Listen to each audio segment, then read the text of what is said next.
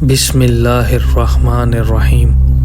السلام علیکم۔ امید کرتا ہوں سب خیریت سے ہوں گے۔ تو ناظرین، آج کا جو ہمارا موضوع ہے وہ ہے جنگ خیبر۔ خیبر کی فتح اسلام کے پھیلاؤ میں ایک سنگ میل کیسے ثابت ہوئی اور کس بہادری اور شجاعت کے ساتھ خیبر کو فتح کیا گیا۔ تو ناظرین، اسلام کی تاریخ میں جنگ خیبر ایک نہایت اہم اور فیصلہ کن معرکہ تھا جو 7 ہجری 629 عیسوی میں مسلمانوں اور یہودی قبائل کے درمیان پیش آیا۔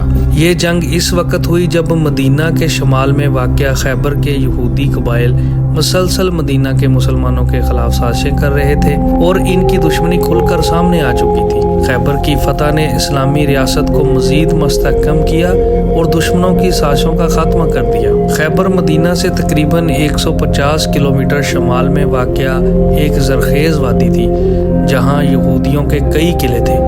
یہ علاقہ ان کی معاشی اور عسکری طاقت کا مرکز تھا۔ یہودی قبائل نے پہلے کبھی غزوہ خندق کے دوران قریش مکہ کے ساتھ مل کر مدینہ پر حملے کی سازش کی تھی، لیکن وہ ناکام ہو گئے۔ اس کے بعد بھی وہ مدینہ کے خلاف خفیہ سازشیں کر رہے تھے اور کئی عرب قبائل کو مسلمانوں کے خلاف اکسانے کی کوشش میں تھے۔ ان کی مسلسل غداری اور خطرناک انجام کو دیکھتے ہوئے نبی کریم صلی اللہ علیہ وسلم نے فیصلہ کیا کہ خیبر کے قلعے فتح کر کے ان کی طاقت کو ہمیشہ کے لیے ختم کر دیا جائے۔ تو نبی کریم صلی اللہ علیہ وسلم نے 1400 سے 1600 صحابہ کرام رضی اللہ تعالیٰ عنہ پر مشتمل ایک لشکر تیار کیا جس میں 200 گھوڑ سوار بھی شامل تھے۔ حضرت ابو بکر صدیق رضی اللہ تعالیٰ عنہ، حضرت عمر فاروق رضی اللہ تعالیٰ عنہ، حضرت علی رضی اللہ تعالیٰ عنہ اور حضرت زبیر رضی اللہ تعالیٰ عنہ، حضرت سعد بن ابی وقاص اور دیگر نامور صحابہ اس لشکر کا حصہ تھے۔ آپ صلی اللہ علیہ وسلم نے اللہ پر بھروسہ کرتے ہوئے خیبر کی طرف پیش قدمی کی اور انتہائی حکمت عملی سے مختلف قلعوں کو نشانہ بنانے کا منصوبہ بنایا۔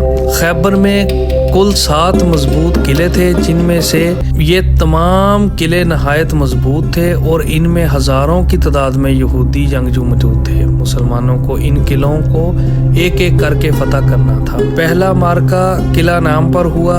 سب سے پہلے حضرت ابو بکر صدیق رضی اللہ تعالیٰ عنہ کو جھنڈا دے کر قلعہ پر حملہ کرنے کے لیے بھیجا گیا، لیکن یہودیوں نے سخت مزاحمت کی اور مسلمان اس دن قلعہ فتح نہ کر سکے۔ اگلے دن حضرت عمر فاروق رضی اللہ تعالیٰ عنہ کو بھیجا گیا، لیکن یہودیوں کی سخت مزاحمت کے باعث وہ بھی قلعہ مکمل فتح نہ کر سکے۔ تیسرے دن نبی کریم صلی اللہ علیہ وسلم نے فرمایا، کل میں جھنڈا اس شخص کو دوں گا جو اللہ اور اس کے رسول سے محبت کرتا ہے اور اللہ اور اس کا رسول اس سے محبت کرتے ہیں، اور وہ فتح حاصل کرے گا۔ یہ سن کر تمام صحابہ بےتاب تھے کہ یہ سعادت کس کو حاصل ہوگی۔ اگلے دن نبی صلی اللہ علیہ وسلم نے حضرت علی کو جھنڈا دیا، حالانکہ اس وقت حضرت علی رضی اللہ تعالیٰ عنہ کی آنکھوں میں شدید تکلیف تھی۔ نبی صلی اللہ علیہ وسلم نے ان کی آنکھوں پر اپنا لباب دہن لگایا جس سے وہ فوراً ٹھیک ہو گئیں۔ حضرت علی رضی اللہ تعالیٰ عنہ نے قلعہ کموس پر حملہ کیا اور اپنی بے مثال بہادری سے دشمنوں کو پسپا کر دیا۔ کہا جاتا ہے کہ حضرت علی رضی اللہ تعالیٰ عنہ نے خیبر کے قلعے کا بڑا اور بھاری دروازہ اپنے ہاتھوں سے اکھاڑ دیا، جو بعد میں کئی صحابہ بھی مل کر نہ اٹھا سکے۔ مسلمانوں نے ایک ایک کر کے تمام قلعے فتح کر لیے اور یہودیوں کی طاقت ختم ہو گئی۔ آخر کار انہوں نے صلح کی درخواست کی جسے نبی کریم صلی اللہ علیہ وسلم نے قبول کر لیا۔ ایک معاہدہ طے پایا کہ یہودی خیبر کی زمین پر کاشتکاری کر سکتے ہیں، لیکن پیداوار کا آدھا حصہ مسلمانوں کو دینا ہوگا۔ اسلامی ریاست مزید مستحکم ہو گئی اور یہودیوں کی سازشوں کا خاتمہ ہو گیا۔ مسلمانوں کو خیبر کی زرخیز زمینوں اور معیشت سے فائدہ پہنچا۔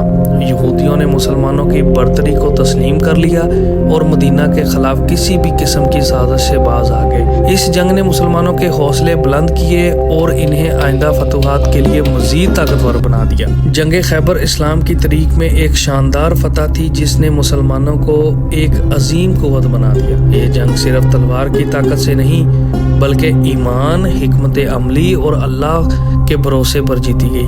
حضرت علی رضی اللہ تعالیٰ عنہ کی بہادری، نبی کریم صلی اللہ علیہ وسلم کی قیادت اور صحابہ اکرام رضی اللہ تعالیٰ عنہ کی قربانیوں کی بدولت یہ معرکہ تاریخ میں سنہری حروف میں لکھا گیا۔